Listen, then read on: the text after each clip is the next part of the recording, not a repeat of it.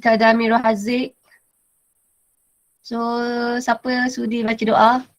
Kita ada Afwan, kita ada Aiman Fazli, kita ada Nabil, kita ada Wafiq ke Wazif ni. Ni kita ada Hafiz, kita ada Nabil. So, siapa nak baca doa? Afwan, ya, Alhamdulillah. Okay, terima kasih. So, mulakan Al-Fatihah, lepas tu baca doa. Okay, Bismillahirrahmanirrahim. Mulakan. Al-Fatihah.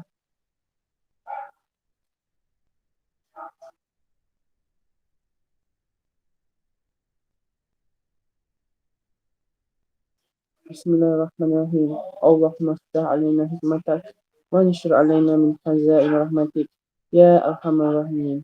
Rabbi shrah li sadri wa yassir li amri wahlul 'uqdatam min lisani yafqahu qawli.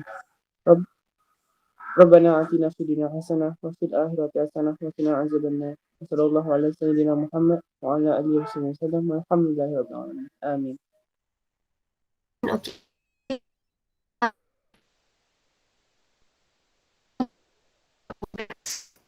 Nah, dalam bab 12 ni, kita nak cerita pasal koordinasi dan juga gerak balas. Okay. Bila kita cerita pasal koordinasi, korang pernah dengar tak perkataan koordinasi? You guys pernah dengar tak perkataan koordinasi?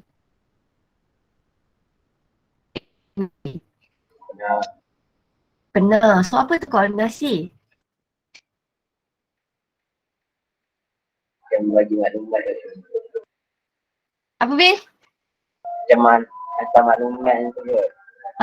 Ya, dia hantar maklumat. So, kita nak bayangkan koordinasi ni dia ada kaitan dengan sistem saraf dan juga sistem endokrin. Okay, now cerita koordinasi ni macam ni tau. Kalaulah katakanlah saya ambil satu contoh goalkeeper. Katakanlah ada seorang goalkeeper. Dia buat kena sepakan penalti. And then kita kata goalkeeper tu, saya cakap dah, goalkeeper tu dia boleh selamatkan semua sepakan penalti. Let's say ada 5. So bola tu ke kanan, dia pergi tangkap ke kanan. Bola tu ke kiri, dia akan tangkap ke kiri. So kita kata, saya cakap, goalkeeper tu dia ada koordinasi yang bagus. So apa kaitan koordinasi tu? Kalau ikut taksiran awak,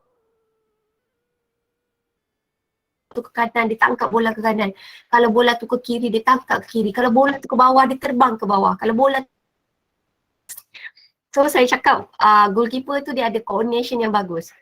So apa saya tu? Kepekaan ke? Lagi?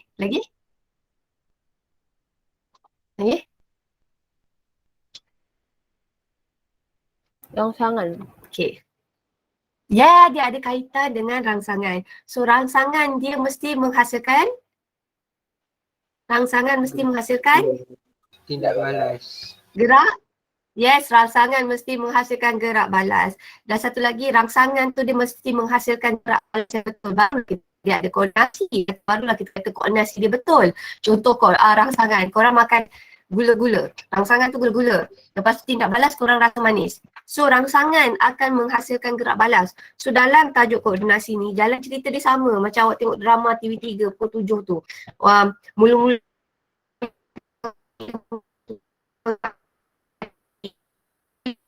sama. So bila kita cerita pasal koordinasi dia ada kaitan dengan, kita cakap cerita dia adalah rangsangan, flow dia jalan cerita dia sama je, hero je lain. Rangsangan akan diterima oleh reseptor. Reseptor akan sampaikan maklumat pergi ke pusat integrasi. Pusat integrasi ni yang processor. Kalau saya nak bayangkan, kalau komputer tu macam motherboard, dia yang proses. So dalam kes kita, pusat integrasi kita ada 2. Sama ada otak atau saraf tunjang. So ini adalah pusat integrasi. Lepas tu dia akan sampaikan maklumat pergi ke efektor. Sekejap Dia pergi ke efektor. So efektor akan menghasilkan gerak balas. Okay. Alright. So untuk menghasilkan rangsangan, rangsangan menghasilkan gerak balas, ia melibatkan 2 sistem. Satu adalah kalau rangsangan tu cepat, maksudnya kalau saya cubit. Pernah tak dengar ada satu statement, cubit peha kanan, peha kiri terasa juga? Pernah tak dengar? Benar. Benar. Tapi betul tak? Tak tahu. Cuba cubit sekarang. Kalau awak cubit awak belah betul, kanan, betul. rasa ke belah kiri? Rasa tak? Mana ada rasa? Tak. Tak. Tapi kalau korang cubit tu kan, kalau korang cubit kan badan korang sekarang kan, dia punya rasa sakit tu besok baru rasa ke atau terus rasa sakit? Terus rasa sakit. So kalau terus rasa sakit, awak rasa itu dia melibatkan sistem saraf atau sistem endokrin? Saraf. Yes, saraf. So saya nak bagi tahu sikit yang dalam tajuk ni kita nak cerita, jalan cerita dia semua rangsangan akan menghasilkan gerak balas. Dan rangsangan menghasilkan gerak balas dia melibatkan dua sistem. Satu adalah sistem saraf dan satu lagi adalah sistem endokrin. Cuma saya nak bagi awak apakah perbezaan sistem saraf dengan sistem endokrin. Biasanya adalah gerak balas. Kalau saraf, gerak balasnya adalah cepat dan satu lagi biasanya adalah spesifik. Ada certain keadaan spesifik. Contohnya macam saya kata kalau kita cubit peha kanan je rasa, peha kiri tak rasa. Tapi kalau sistem endokrin dia adalah lambat dan dia kadang-kadang keadaan tu macam menyeluruh. Gerak balas tu dia macam menyeluruh. Contohnya adalah kalau endokrin ni biasanya dia melibatkan hormon. Okey, bila hormon ni biasanya dia akan masuk dalam aliran darah. Okay, so biasanya saya ambil satu hormon adalah hormon pertumbuhan. So bila kita kata hormon pertumbuhan, ada ke kalau korang kan suka besar kan daripada kecil jadi besar, ada tak hormon pertumbuhan awak tu cuma ada dekat kaki je? So kaki awak panjang, tangan tak ada, kepala tak ada besar. Ada tak macam tu? Tak ada. Tak ada. So basically kalau lah saya nak fahamkan, kalau sistem endokrin ni dia melibatkan hormon dan biasa hormon ni alirannya perlahan. Maksudnya tak adalah tiba-tiba saya nampak, katakanlah saya nampak Afwan kan, saya nampak hari ni dia tinggi macam ni and then suddenly saya jumpa dia terus tinggi. So biasanya gerak balasnya adalah perlahan, lambat dan satu lagi kekal. Saya tambah sikit kekal. Masuk kekal, dah Afwan besar tak tiba-tiba nak jadi kecil. Ada certain tu keadaan dia jadi kekal. Kalau saraf ni keadaan dia tak kekal, maksudnya sakit tu tak adalah forever sampai bila korang sakit. So dia akan hilang. So dalam tajuk ni, dalam tajuk ni sebenarnya kita nak cerita ni. Kita nak cerita pasal rangsangan akan menghasilkan gerak balas. So yang hari ni kita nak cerita, setiap rangsangan akan diterima oleh reseptor. Nak cerita pasal ni, rangsangan akan diterima oleh reseptor. So RR, rangsangan reseptor. Receive, okay. So rangsangan akan diterima, diterima oleh reseptor. Okay, so dalam kes kita, hari ni kita nak belajar yang ni. Okay, kita nak cerita pasal rangsangan akan diterima oleh reseptor. Dia akan sampaikan maklumat pergi ke ketua CEO kita, which is pusat integrasi. Pusat integrasi kita sama ada otak ataupun saraf tunjang. Lepas tu daripada pusat integrasi dia akan sampaikan maklumat pergi ke efektor. Lepas tu efektor akan menghasilkan gerak balas. So hari ni kita nak cerita pasal rangsangan dalam. Okay, now kita nak tengok setiap rangsangan ada reseptor-reseptor yang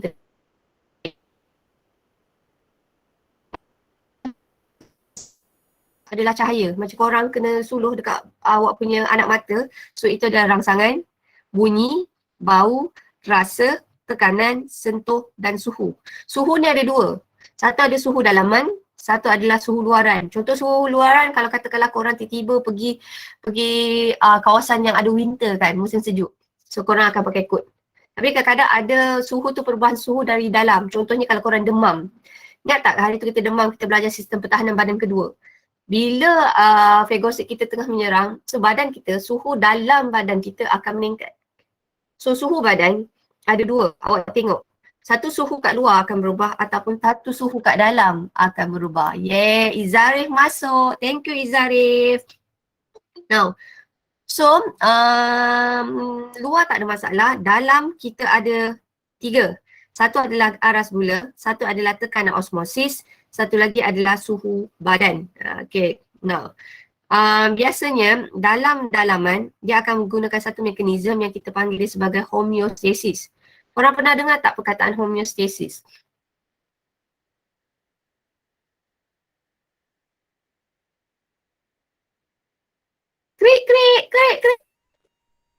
Macam Tak. tak. Rendah. Come on guys. Ingat Now, saya ambil satu.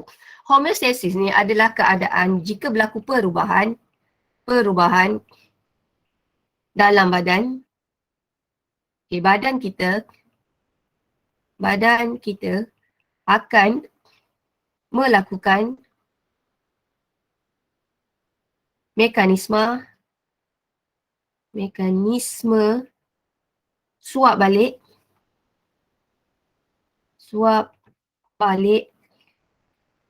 negatif. Maksudnya macam ni.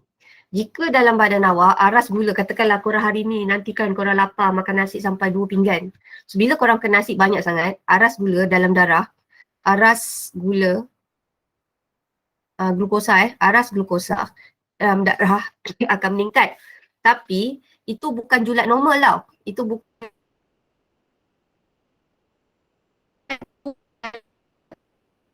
kembali ke aras normal. So ini adalah keadaan ini kita panggil dia sebagai homeostasis. So saya cantikkan sikit statement saya.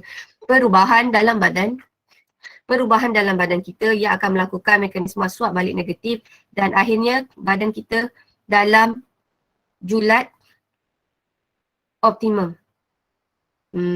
So senang kata, badan kita jika ada berlaku perubahan, badan kita akan buat mekanisme suap balik negatif untuk memastikan keadaan badan kita dalam julat optimum, julat yang normal. Maksudnya kalau suhu badan kita 37, kalau tiba-tiba dia tinggi, badan kita akan sedaya upaya nak bagi 37 balik. So itu kita panggil dia sebagai homeostasis. Ada apa-apa perubahan dalam badan kita akan melakukan mekanisme suap balik negatif untuk memastikan dia masih dalam julat optimum, julat yang normal. Okay, so tadi kita dah kata kalau dalam koordinasi ni dia melibatkan dua sistem, satu adalah sistem saraf dan satu lagi sistem endokrin. Kalau hormon masuk mana? Saraf ke endokrin?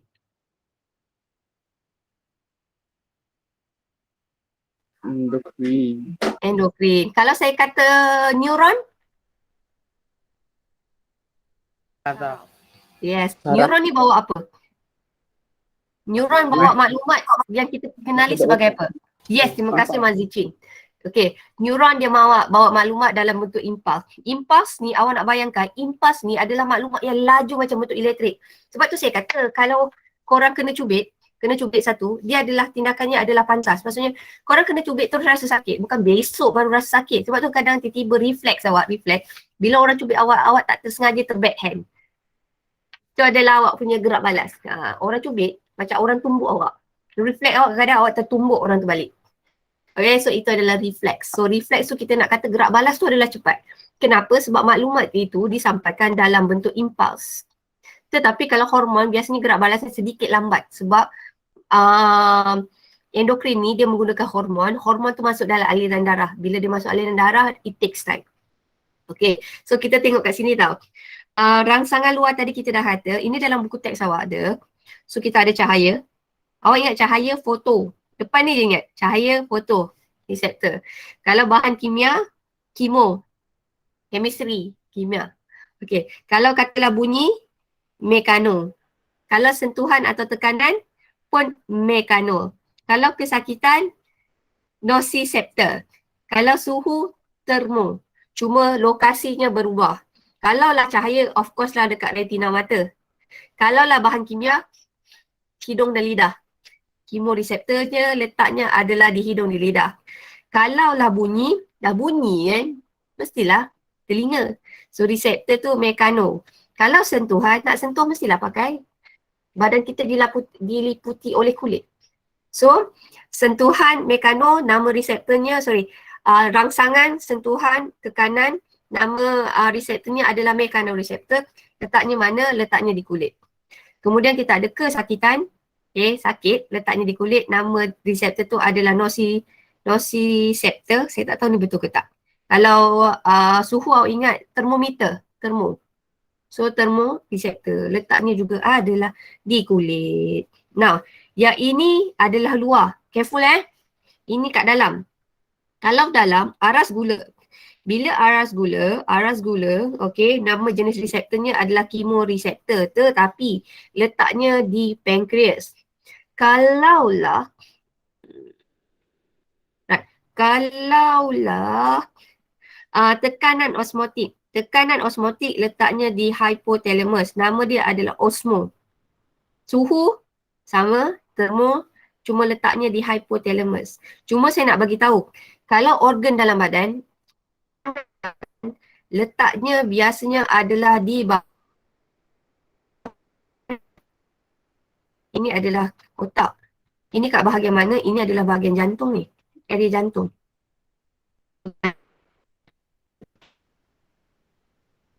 Nama lebih kurang sama, lokasi je.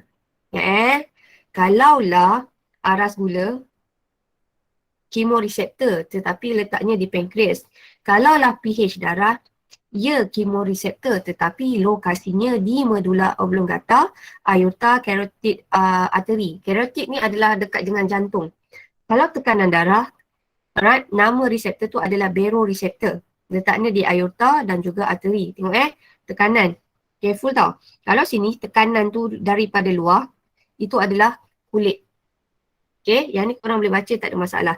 Okay, now jalan cerita. Saya nak cerita macam cerita drama Melayu lah. Jalan cerita dia apa-apa, awak kena tahu jalan cerita dia lebih kurang sama. Kenapa saya kata sama? Tetap yang first, alright, yang first kali, dia akan cerita pasal rangsangan. Macam saya kata, hero je lain. Okay, so rangsangan adalah bunyi telefon. Rangsangan akan dikesan oleh reseptor. Okay, so reseptor mana? Reseptor deria. Okay, so reseptor deria akan sampaikan maklumat pergi ke pusat integrasi. Disebabkan cepat, maklumat tu sebenarnya dalam bentuk impas. Ingat kalau impas dibawa oleh neuron. Okay, kemudian impas tu dibawa maklumat pergi ke otak dan otak hantar maklumat pergi ke mana?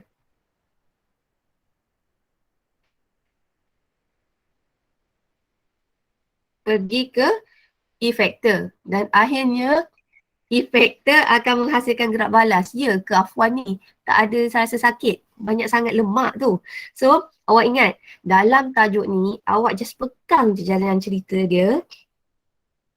Rangsangan akan diterima oleh siapa?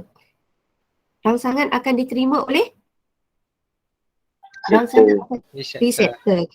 Kemudian reseptor, saya ambil satu tau. Reseptor akan cetuskan impuls. Impuls ni pula macam elektrik. So elektrik ni, impuls ni dia mesti dibawa oleh neuron. So awak nak bayangkan impuls macam elektrik. So elektrik nak mengalir dia perlukan konduktor. So awak nak bayangkan neuron tu adalah konduktor yang membawa impuls. So dia nak bawa impuls tu daripada reseptor pergi ke mana? Otak. Otak, which is otak kita panggil pusat integrasi. Dekat otak-otak yang tentukan.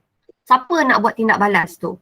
So otak akan sampaikan maklumat dalam bentuk impuls yang dibawa oleh sama juga neuron pergi ke efektor.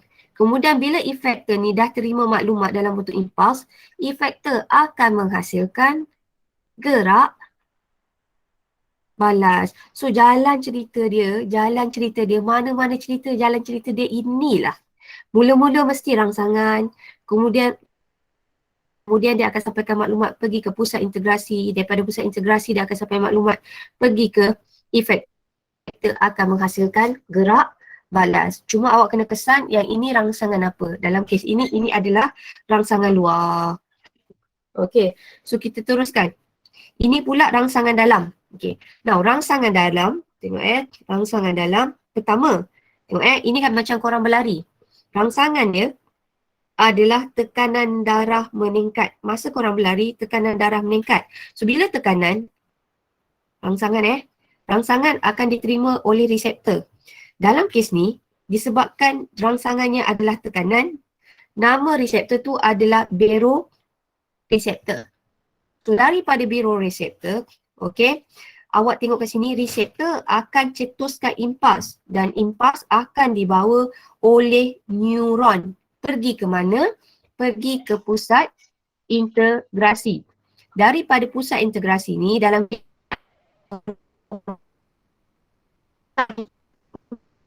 ada cerebellum dan medulla oblongata.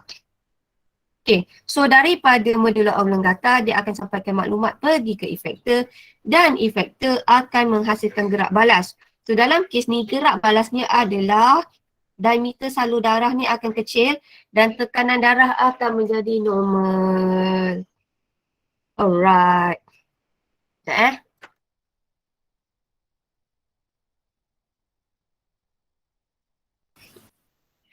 Okay, so kita teruskan. Ni tak payah.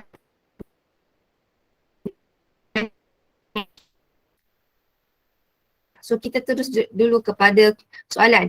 Apakah yang dimasukkan sebagai gerak balas? Gerak balas ni siapa yang hasilkan gerak balas? Siapa yang hasilkan gerak balas? Receptor ke efektor? Efektor. Yes, efektor. So gerak balas adalah merujuk kepada sesuatu organisma bertindak balas selepas mengesan satu rangsangan ataupun saya nak tulis kat sini gerak balas merujuk kepada satu cara organisma bertindak balas. Balas setelah setelah maklumat ataupun impuls maklumat atau impuls dari pusat integrasi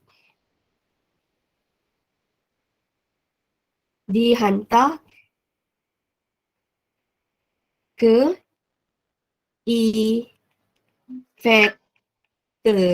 So jawapan dia ada dua tau. Okay, saya ambil jawapan yang kita senang nak faham. So gerak balas ni apa? Gerak balas dia adalah merujuk kepada satu cara organisma bertindak balas. Ni keyword dia. Setelah maklumat atau impuls dari pusat integrasi dihantar ke efektor. Sebab ikut saya, logik saya. Yang hasilkan gerak balas adalah efektor. Jawapan ni pun betul. Cuma saya rasa mudah lagi korang nak faham. Kalau kita kata gerak balas, kita tahu gerak balas tu dia ada kaitan dengan efektor. Okay, now seterusnya. Soalan dia, alamak, you guys dah nampak.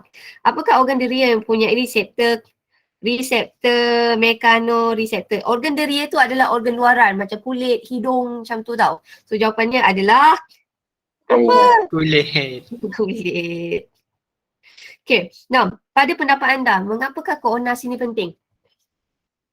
Koordinasi dia akan, tadi saya kata koordinasi adalah rangsangan akan menghasilkan gerak balas. Dan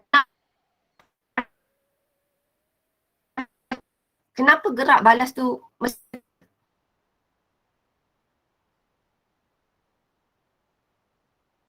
paku mesti kena rasa sakit? Kenapa mesti kena ada rasa sakit? Untuk memberitahu bahawa benda itu berbahaya. Yes, very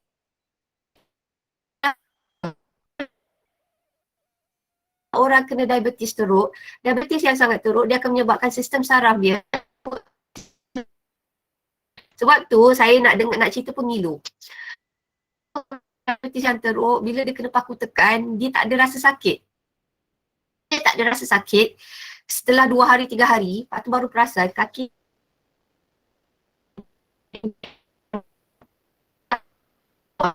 So rasa sakit tu sebenarnya penting walaupun korang rasa syoknya kalau aku tak ada rasa sakit. Tak ada. Rasa sakit tu penting untuk mengelakkan kecederaan yang lebih teruk. So bila korang dah rasa sakit, mesti korang pergi jumpa hospital. Korang pergi jumpa doktor untuk buat rawatan. So sakit tu adalah penting. Kalau korang tak ada rasa sakit, korang akan biarkan je. Cedera tu akan jadi lebih teruk. Okay. Now, so kita tengok jawapannya. Koordinasi adalah sangat penting untuk manusia kerana sebarang perubahan yang berlaku, ini bahasa buku.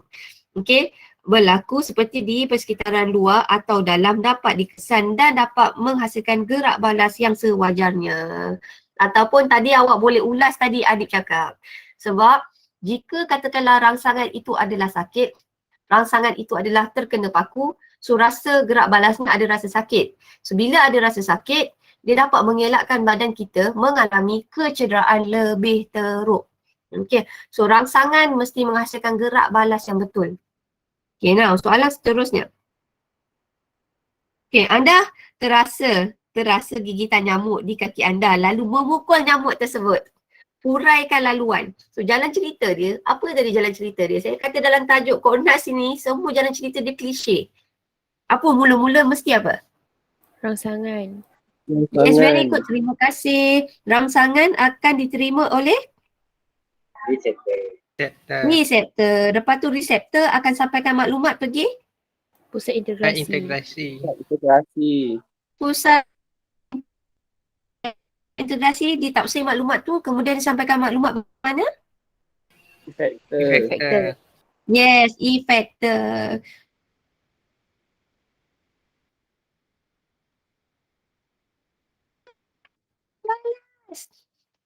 Okay, so awak ingat jalan cerita dia ni je. Tajuk ni memang ini je. Cuma nak olah saja. Okay, 3, 4 dan 5. Okay, so cerita dia macam ni.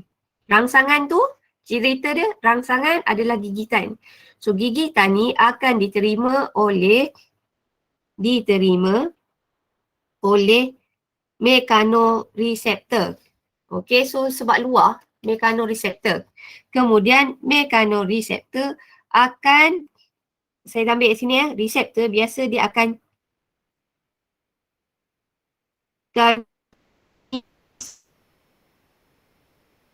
yang dibawa oleh neuron deria, ND, neuron deria. Mesti deria dulu.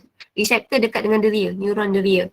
So, dicetuskan impuls akan dibawa oleh neuron deria. So, neuron deria ni akan bawa impuls pergi ke otak.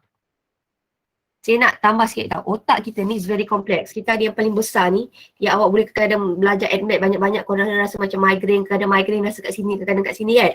Bahagian otak ni adalah cerebrum. Lepas tu dekat bahagian yang macam ada sanggul kat sini, namanya adalah cerebellum. Cerebrum ni ada bahagian kanan kiri. Kalau cerebellum ni, dia adalah untuk koordinasi. Biasanya orang sukan, dia orang kena buat latihan, banyak latihan. Korang nak train korang punya cerebellum untuk koordinasi, untuk balance your body. Untuk balancekan badan, korang guna otak. Okay, so cerebellum ini adalah untuk balance, keseimbangan badan. Lepas tu ada satu bahagian otak, perasan tak kalau tengok cerita drama ke movie, dia dekat leher orang tu pengsan. Pernah perasan tak? Sikit dia pingsan. Ada tak? Perasan. Sebenarnya kononnya masa yang diorang terketuk tu, itu adalah bahagian otak. Nama bahagian otak tu adalah medulla oblongata. Biasanya medulla oblongata ni dia adalah mengawal tindakan luar kawal. Kalau macam belajar sekarang nak masuk tak nak masuk, ini adalah cerebrum. Biasanya cerebrum ni dia kawal tindakan terkawal. Okay. So tengok saya punya intro banyak pula. Tadi lagi sekali tau. Rangsangan adalah gigitan. Rangsangan itu akan diterima oleh reseptor, which is mekanoreseptor. Mekanoreseptor, apa reseptor? Dia akan cetuskan impuls. Bila dia cetuskan impuls akan dibawa oleh neuron deria pergi ke pusat integrasi. So dalam pusat integrasi ni, otak kita akan tafsir. Kemudian bila otak kita tafsir, otak tu akan hantar impuls, akan hantar maklumat melalui neuron motor. Neuron motor ni yang bawa impuls pergi ke effector. So effector akan buat apa? Effector kita dalam kes ni adalah otot tangan. So dia punya bergerak balas adalah memukul nyamuk. So boleh faham tak? Boleh faham tak? Boleh. So hari ni punya kerja, sebabnya saya ada meeting, saya nak prepare meeting. Saya habis sampai kat sini. Okay, so kesimpulannya kita belajar hari ni tak apa sikit. So homework awak ada masa sampai pukul 11.50. Lama kan? Buku latihan bio awak mesti berabuk, betul tak? Mesti korang kena habuk tu dulu. Betul tak? Dah lama kan? Dah lama kan? Saya tak sempat, saya minta maaf, saya tak sempat nak buat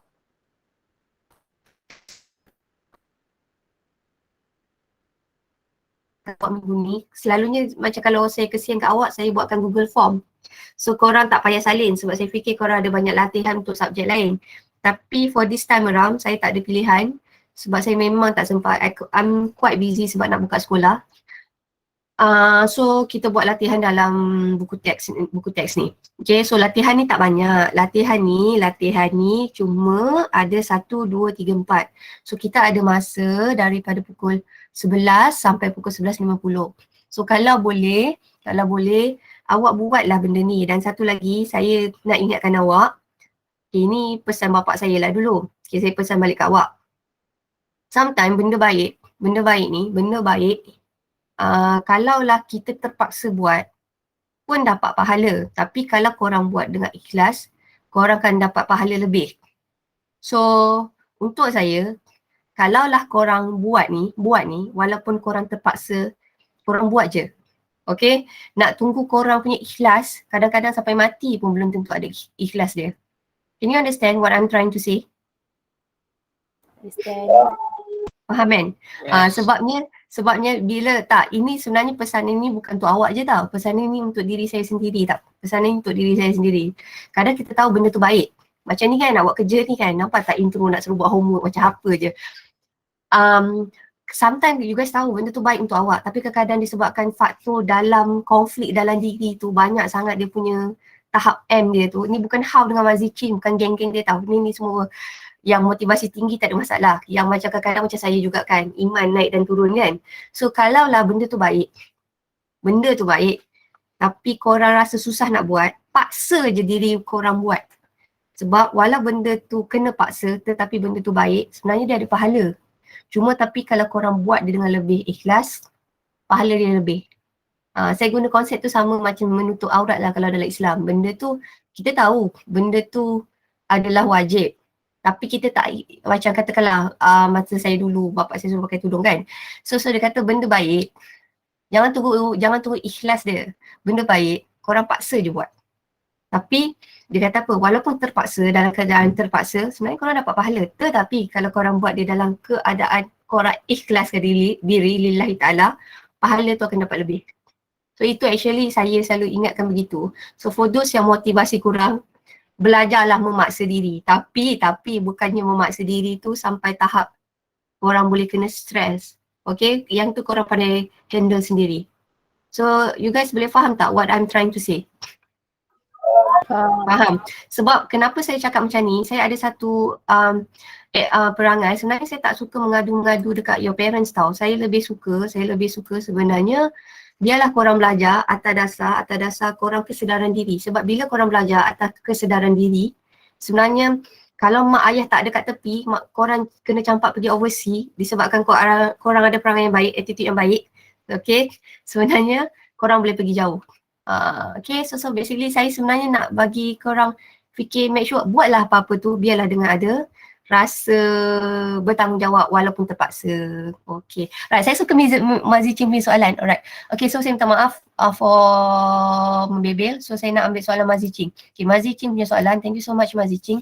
Okay, apa beza neuron motor dan neuron deria? Very good. Neuron deria macam ni. Okay, saya ada masa lagi. Okay, neuron ada 3 jenis tau Mazicin. Okay, thank you. Neuron ada 3 jenis. Satu adalah neuron deria. Yang ni kita tak belajar lagi tapi saya bagi Mazicin. Satu lagi adalah neuron geganti. In English we call as interneuron. Geganti. The other one we call as neuron motor. Now, neuron ni fungsi dia semua sama, bawa impuls. Tapi bezanya adalah lokasi. Kalau neuron deria, badan selnya, sel badannya, saya selalu kisah ni, sel badannya, badan selnya di tengah.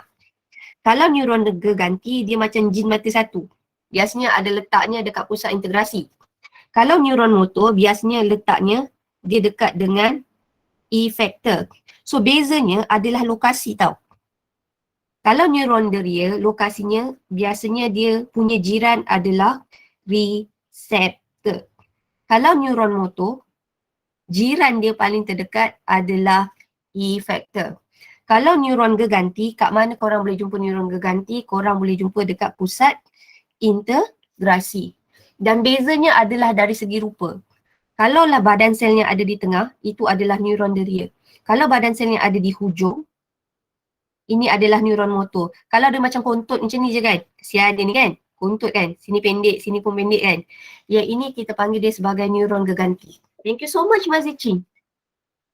Alright. Kesimpulannya buat kerja yang cikgu bagi. Sebenarnya very good buat kerja yang cikgu bagi. Dan satu lagi sebenarnya untuk awak yang kadang-kadang nampak, tahu tak saya kata, korang bukan macam Mas Zichin. Sebab maksud saya korang ada iman naik dan turun. Faham tak maksud saya? So iman naik dan turun tu korang kena belajar paksa diri. Again tau. Kenapa kena paksa diri? Sebab benda baik ni kalau kita paksa pun dapat pahala. Tapi cuma kalau korang buat dengan ikhlas, pahala tu lebih berganda. So itu sahaja. Saya minta maaf atas segala salah dan silap. Kejap. Saya nak buat poll dulu. Saya stop.